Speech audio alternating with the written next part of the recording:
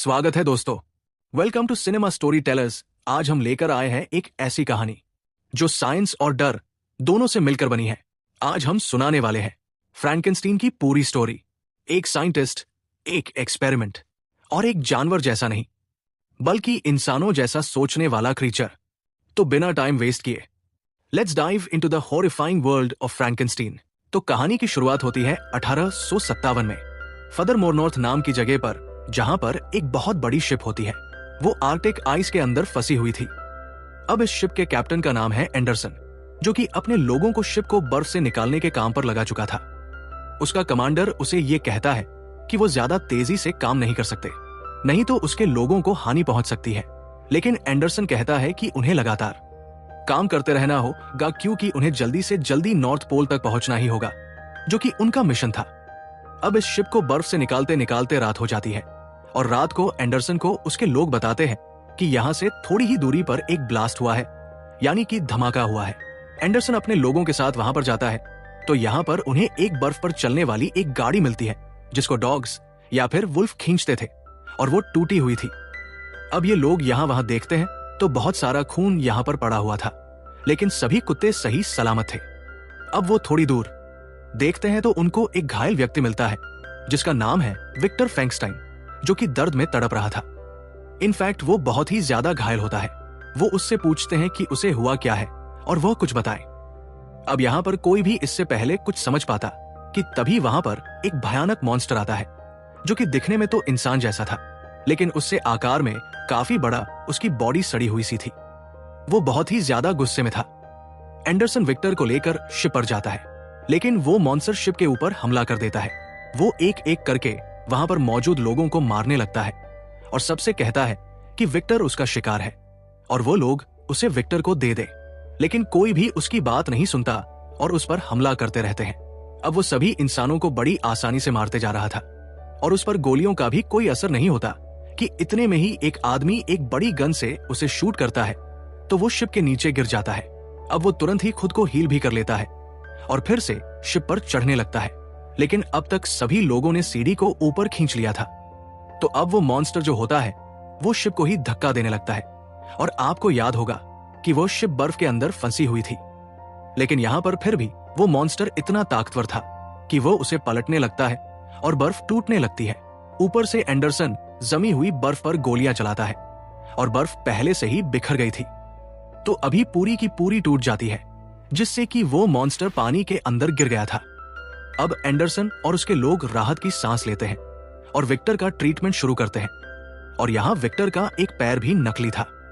खैर थोड़ी देर के बाद में उसे होश आता है, जो कि एंडरसन से पूछता है कि उस मॉन्स्टर ने कितने आदमी मारे हैं, जिस पर वो बताता है कि 6 आदमी मारे गए।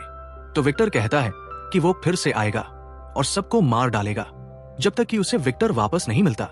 अब ये सुनकर एंडरसन शॉक रह जाता है और अब विक्टर उसको अपनी कहानी बताने लगता है, जिसके साथ शुरू होता है पहला पार्ट, यानी कि विक्टर्स टेल। तो विक्टर के पिता लियोपोल्ड जो थे वो एक बहुत ही बड़े सर्जन थे, जिन्होंने क्लेयर नाम की एक लड़की से शादी करी, क्योंकि वो काफी अमीर थी और उसने बहुत सारा दहेज भी दिया था। खैर उन दोनों को एक बेटा पैदा होता है, जिसका नाम उन्होंने विक्टर रखा। अब लियोपोल्ड जो थे वो अक्सर शहर से बाहर ही रहा करते थे, लेकिन जब जब वो घर आते थे तो घर उनके इशारे पर चलता था। वो बहुत ही ज्यादा अब्यूसिव, स्ट्रिक्ट और जिद्दी किस्म का इंसान था, जिनसे कि क्लेयर बहुत डरती थी। अब क्लेयर अपने दूसरे बच्चे से प्रेग्नेंट भी होती है, लेकिन फिर भी वो उस पर अच्छे से ध्यान नहीं दिया करते थे, बल्कि उनका पूरा ध्यान सिर्फ विक्टर पर था, जिसको उन्हें एक सर्जन बनाना था, जिसे वो हमेशा ह्यूमन एनाटॉमी सिखाया करते। अब विक्टर जो था वो बहुत ही ज्यादा प्रेशर में आकर सब कुछ सीखता रहता, क्योंकि अगर वो कुछ ना सीख पाता तो उसे वो मारा पीटा करते। हाथों पर नहीं मारते थे क्योंकि वो सर्जरी में काम आएंगे, बल्कि वो उसके चेहरे पर मारा करते थे। अब एक दिन क्लेयर अपने दूसरे बच्चे को बर्थ देने लगती है और बच्चे के पैदा होते ही वो खत्म हो जाती है। इससे विक्टर पूरी तरह टूट जाता है, जो खुद को संभालने की कोशिश करने लगता है। खैर अब उसके पिता लियोपोल्ड अपने दूसरे बेटे का नाम विलियम रखते हैं और उसे विलियम से बहुत ज्यादा प्यार था। विक्टर एक दिन अपने पिता से बात करता है कि वही क्लेयर का इलाज कर रहे थे, फिर भी वो मारी गई, जिस पर वो कहते हैं कि मौत पर किसी का काबू नहीं होता। तो विक्टर बोलता है कि अगर ऐसा है तो अब वो मेडिकल साइंस की हर चीज को सीखेगा और सबसे बेहतरीन सर्जन बनेगा, ताकि वो मौत को भी मात दे दे, मरे हुए लोगों तक को जिंदा कर सके। और आज विक्टर का दोबारा जन्म होता है। उसे एक मकसद मिल जाता है और वो पहली बार एक विजन देखता है, जिसके अंदर वो एक डार्क एंजल को देखता है। और वो डार्क एंजल विक्टर से बोलता है कि वो अपने पिता से भी बड़ा सर्जन बनेगा। दुनिया का सबसे बड़ा सर्जन, जिंदगी पर मौत पर उसकी हुकूमत होगी। खैर, अब समय बीतता है और क्लेयर के जो बगीचे थे जिनसे फ्रैंकस्टाइन परिवार की इनकम हुआ करती थी, वहां पर आग लग जाती है। विवाद होते हैं जिससे कि विक्टर परिवार को बहुत लॉस होता है और इनके पास अब सिर्फ ये हवेली रह गई थी। अब विक्टर ने अपने भाई विलियम को उसके रिश्तेदारों के पास भेज दिया और खुद अपनी पढ़ाई पूरी करने निकल गया। अब साल बीते, दशक बीते और विक्टर अपनी मेहनत पर लगा रहा। साल 1855 के अंदर वो royal college of medicine disciplinary tribunal के अंदर उसके ऊपर एक केस चलता है, जहां पर वह एक मरे हुए आदमी के आधे शरीर का इस्तेमाल करके किसी दूसरे आदमी का हाथ उसमें जोड़ देता है, उसको जिंदा कर देता है और जिंदा होने पर वो लाश अपने हाथ को मूव कर सकती थी। इनफैक्ट विक्टर की बातें सुन सकती थी और इंसानों की तरह एक्ट भी कर सकती थी। अब इसको सब लोग पाप कहते हैं, क्योंकि ये गॉड की क्रिएशन और उसके रूल्स के खिलाफ था। लेकिन विक्टर कहता है कि अगर उनका गॉड मरे हुए को जिंदा नहीं करने दे सकता तो वो ऐसे गॉड को मानेगा ही नहीं। अब सभी लोग उस पर बहुत गुस्सा करते हैं और वो royal college of surgeons of Edinburgh से सस्पेंड हो जाता है। वो इस चीज से काफी गुस्से में रहता है कि तभी उसे हेनरिक हार्लेंडर नाम का एक आदमी मिलता है, जिसने कोर्ट में उसका पूरा डेमो देखा था। अब हार्लेंडर बताता है कि वो एक आर्म्स मर्चेंट है और अभी विलियम की चिट्ठी लेकर आया है। विलियम अभी हार्लेंडर की ही एक भतीजी एलिजाबेथ से सगाई करने वाला है। अब 3 दिन बाद विक्टर हार्लेंडर के घर जाता है, जहां पर वो उससे सीधा कहता है कि वो खुद आर्मी में एक सर्जन था और उसने विक्टर का पूरा डेमो ध्यान से देखा, जिससे कि वो समझ चुका है कि वो मरे हुए को जिंदा कर सकता है। लेकिन अभी वो नर्वस सिस्टम में एनर्जी फ्लो करता है और वो थोड़े टाइम के लिए रहती है। मतलब कि जिस लाश को वो जिंदा कर रहा है वो ज्यादा समय तक जिंदा नहीं रहेगी, यानी कि एक शॉर्टकट वाली चीज थी। अब वो उसे एक एक्सपेरिमेंट दिखाता है जिसमें इंसानी बॉडी के पार्ट्स को अलग अलग करके लकड़ी के प्लेट्स पर रखा गया था। और ये प्लेट है ह्यूमन्स लफेटिक सिस्टम, जो कि ह्यूमन बॉडी के अंदर बहुत ही कम ब्लड फ्लो करती है, लेकिन एनर्जी को स्टोर कर सकती है और बार बार उसको इस्तेमाल करने की कैपेबिलिटीज रखती है। और विक्टर ने ऐसा सोचा ही नहीं था। हार्लेंडर कहता है कि विक्टर को जो भी रिसोर्सेज चाहिए वह देगा, बस वो उसका एक्सपेरिमेंट सफल होता देखना चाहता है और उसे अभी बदले में भी कुछ नहीं चाहिए। थोड़ी देर के बाद में विक्टर विलियम से मिलता है और उसकी होने वाली वाइफ एलिजाबेथ से बात करता है। एलिजाबेथ के सोचने का, चीजों को देखने का नजरिया बहुत अलग था और वो विक्टर से थोड़ी देर बात करती है, जिससे कि वो थोड़ा इंप्रेस हो जाता है। खैर, अगले ही दिन हार्लेंडर उसे एक अबेंडन टावर के अंदर लेकर जाता है, जहां पर वो उसको उसकी लैब बनाने के लिए बोलता है और उसे जो कुछ भी चाहिए हार्लेंडर अपनी फैक्ट्री के मजदूरों से बनवा देगा। अब यहाँ विलियम भी विक्टर को असिस्ट करेगा और एक दिन विक्टर अपने एक्सपेरिमेंट के लिए एक बॉडी ढूंढने निकल जाता है। अब हार्लेंडर ने परमिशन भी ले ली थी, जिसके अंदर वो फांसी की सजा में मारे गए कैदी की बॉडी को इस्तेमाल कर सकता था। इसी बीच विक्टर एलिजाबेथ को देखता है, जो कि चर्च जाती है जहां पर वो कन्फेशन के लिए आई थी, और विक्टर काफी उत्सुक हो जाता है कि उसने क्या पाप किया होगा जो कि वो कन्फेस करना चाहती थी। अब वो चुपके से फादर के कैबिन में बैठ जाता है और उसी कैबिन के अंदर एलिजाबेथ कन्फेस करने आती है। वो यहाँ पर ये बताने लगती है कि उसे विक्टर के लिए हेट है, जो कि बहुत ही ज्यादा एरोगेंट है और हमेशा अपनी चलाता है। विक्टर को ये काफी बुरा लगता है और वो पर्दा हटाकर देखता है, जिसके चलते वो चिढ़ जाती है। खैर, अब एलिजाबेथ यहाँ से निकल जाती है और वो उसके पीछे पीछे जाता है, जिससे वो बात करता है और वो थोड़ा अपने बारे में बताती है कि उसे इंसेक्ट्स में इंटरेस्ट है, क्योंकि वो अलग संरचना के होते हैं। वो साइंस की बहुत बड़ी फैन है और किसी चमत्कार को ढूंढ रही है, लेकिन उसे साइंस का सबसे बड़ा चमत्कार अभी तक मिला नहीं। अब प्रेजेंट टाइम पर वापस आते हैं। हम उस मॉन्स्टर को देखते हैं, जो कि अब पूरी तरह से हील होकर पानी से बाहर आता है और शिप के पास आने लगता है। अब एंडरसन के लोग उसे ये कहते हैं कि वो मॉन्स्टर फिर से हमला करने वाला है, तो एंडरसन विक्टर को उसे सौंप दे, लेकिन इसके लिए वो मना कर देता है और कहता है कि विक्टर को वो कैसे भी बचाएगा। खैर, अब फिर से कहानी पास्ट में जाती है, जहां पर विक्टर को एक लाश मिल चुकी है और वो अपना काम शुरू कर देता है। इसी बीच वो एलिजाबेथ के साथ भी थोड़ा समय बिताता है और उसको चाहने लगता है, दूसरी ओर उसका एक्सपेरिमेंट पूरा हो चुका था, लेकिन वो उस बॉडी को जिंदा नहीं कर पा रहा था। अब हार्लेंडर उससे कहता है कि उसे जल्दी से जल्दी काम खत्म करना होगा, क्योंकि काफी दिन बीत चुके हैं और उसके फंड्स भी खत्म हो रहे हैं। विक्टर परेशान हो जाता है कि एक हफ्ते में वो कैसे इस बॉडी को जिंदा करेगा, और इसी बीच वो एलिजाबेथ से अपने मन की बात कह देता है, लेकिन वो इसके लिए साफ मना कर देती है। हालांकि मना करना उसकी मजबूरी थी, क्योंकि वो उसके ही छोटे भाई की फियोंसे है और उसे इस चीज का दुख भी हो रहा था। विक्टर भी अब परेशान रहने लगता है, क्योंकि एक तरफ एलिजाबेथ को वो पसंद करता था, लेकिन अब वो उसके साथ नहीं। दूसरी तरफ एक्सपेरिमेंट भी ठीक नहीं चल रहा था। अब वो ध्यान लगाता है तो उसको समझ आता है कि वो बॉडी को सही से करंट नहीं दे पा रहा, और वो उसकी लोकेशन चेंज करता है तो ये बॉडी जाग जाती है। फाइनली वो समझ गया था कि बॉडी को कैसे जिंदा करना है, और एक हफ्ते बाद वॉर होती है तो बहुत सारे सोल्जर्स की बॉडी वो लेकर आता है। वो अलग अलग बॉडीज को काट पीट कर अच्छे अच्छे पार्ट्स निकालकर एक बॉडी बनाता है, और फाइनली तूफान वाले दिन आसमानी बिजली से उसे चार्ज करने की तैयारी शुरू कर देता है। और अभी विक्टर और हार्लेंडर यहाँ पर थे, और बाकी विलियम और एलिजाबेथ यहाँ से जा चुके थे। इसी बीच उसको पता चलता है कि हार्लेंडर को तो एक जानलेवा बीमारी है जिसके अंदर वह मरने वाला है, और इसलिए वो एक्सपेरिमेंट करवा रहा है ताकि विक्टर उसके मरने के बाद उसको भी जिंदा कर सके। अब विक्टर इस चीज के लिए साफ मना कर देता है तो वो उसे लालच देता है कि वो उसे बहुत पैसे देगा, सब कुछ देगा, एलिजाबेथ तक उसकी हो जाएगी।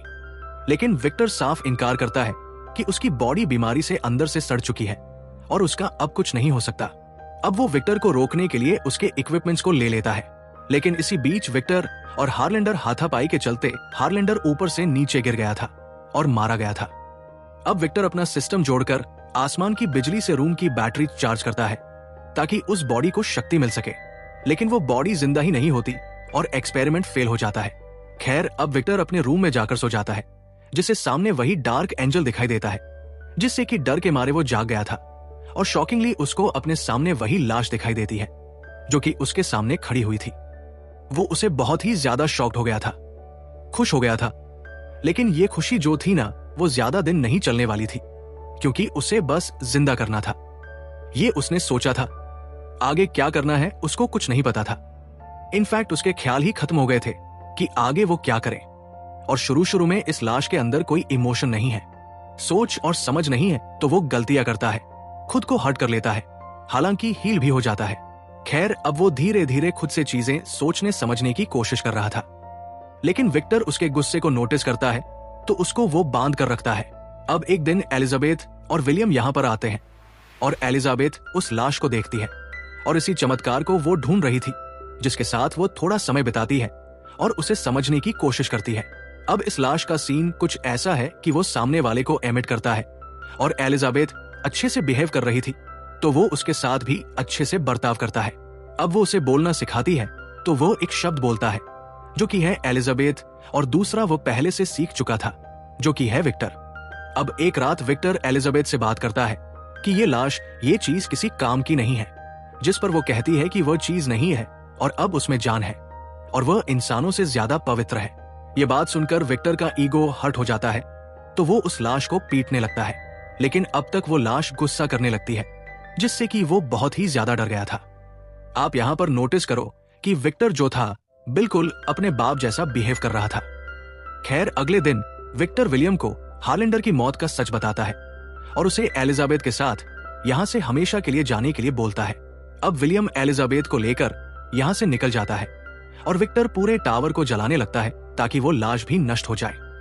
लेकिन ये जो लाश होती है ना, उसको बुलाने लगती है, जिससे कि विक्टर का मन बदल जाता है। वो वापस टावर में जाने की कोशिश करता है, लेकिन अब पूरा टावर ब्लास्ट हो गया था और इसी में विक्टर ने अपना पैर खोया था। यानी कि आपको याद होगा शुरुआत में उसका पैर नकली था, तो उसका रीजन यही था।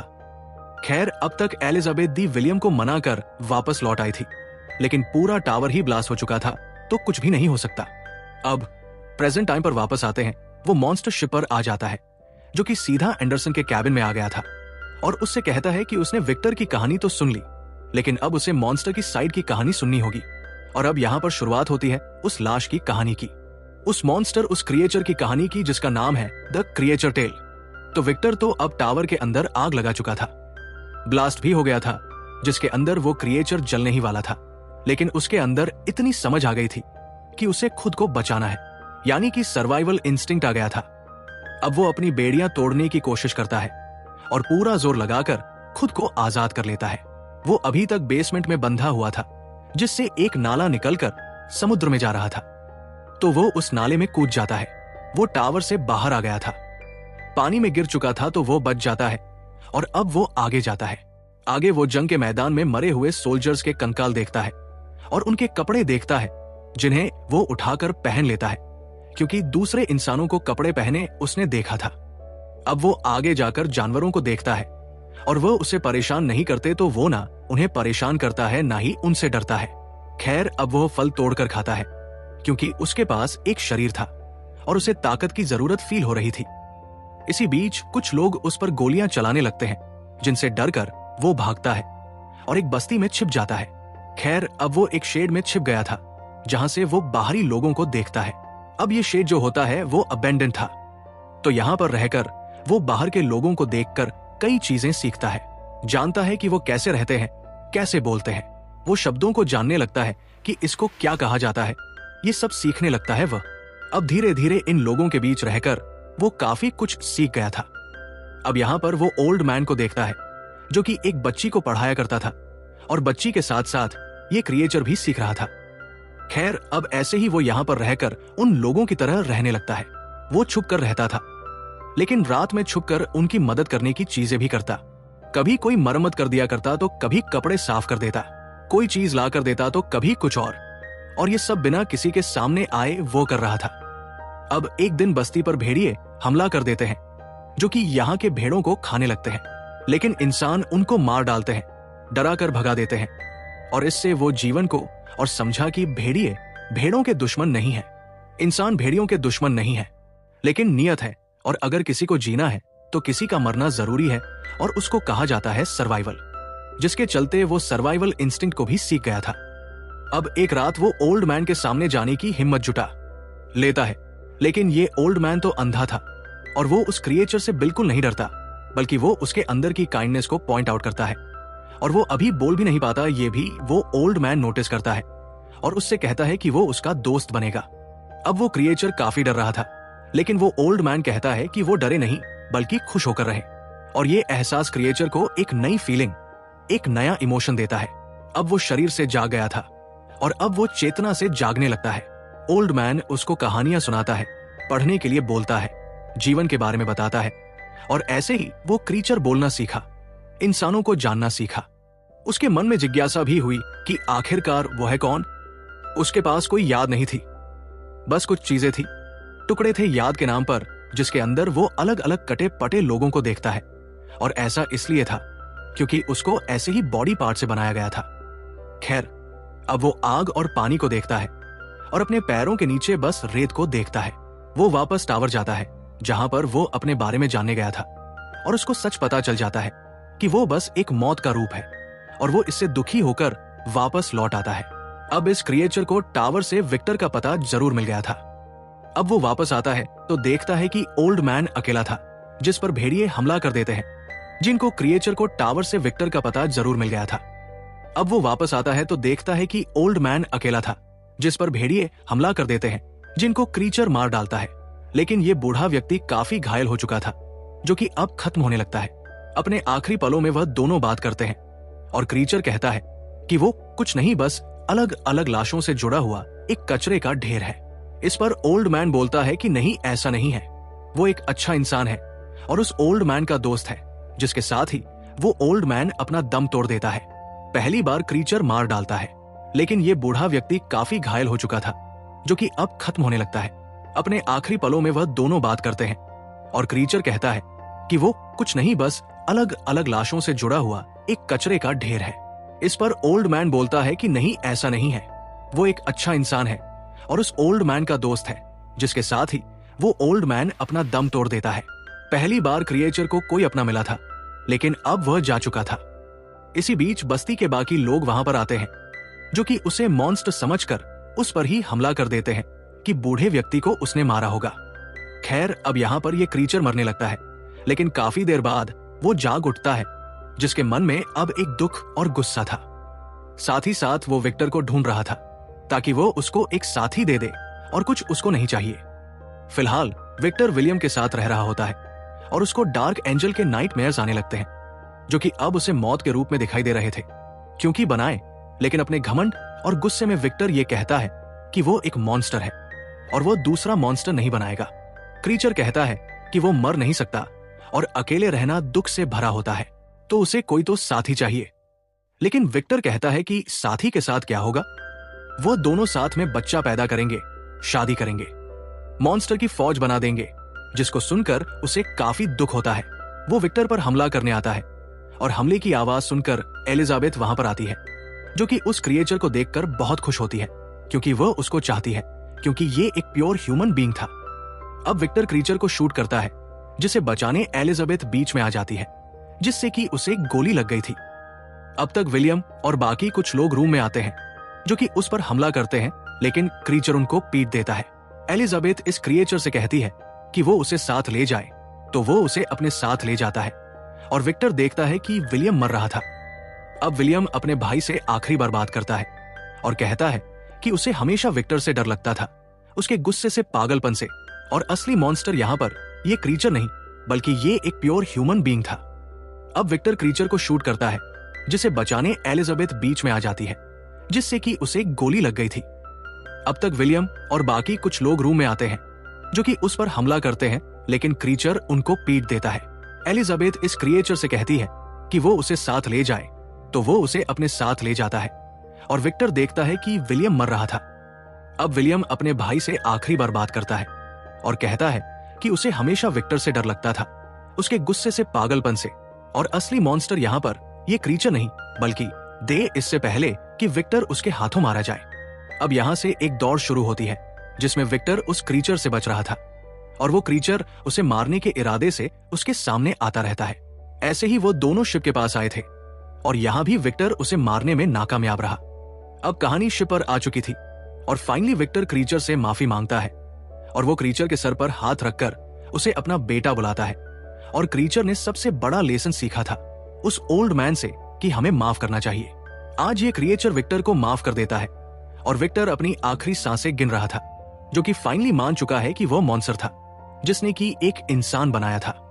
खैर, अब विक्टर मारा जाता है और ये क्रिएचर यहां से जाने लगता है, जो कि खुद भी जानता है कि उसे जीना होगा और विक्टर ने भी कहा था कि यहां से उसे जीना सीखना होगा। उसके पास मकसद नहीं है, लेकिन उसकी जिंदगी का अब एक मकसद था।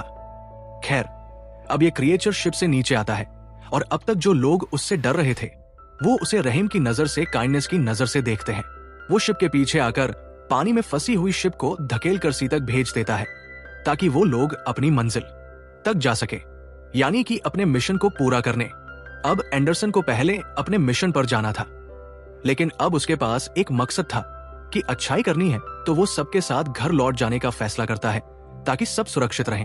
और अब ये क्रिएचर भी अपने नए मकसद के साथ दुनिया के अंदर खोकर इस दुनिया को फिर से पाने के लिए निकल जाता है। और इसी के साथ में ये मूवी यहीं पर खत्म हो जाती है। तो दोस्तों, ये थी फ्रैंकस्टाइन फिल्म की कहानी, जो कि अभी नेटफ्लिक्स पर रिलीज हुई है।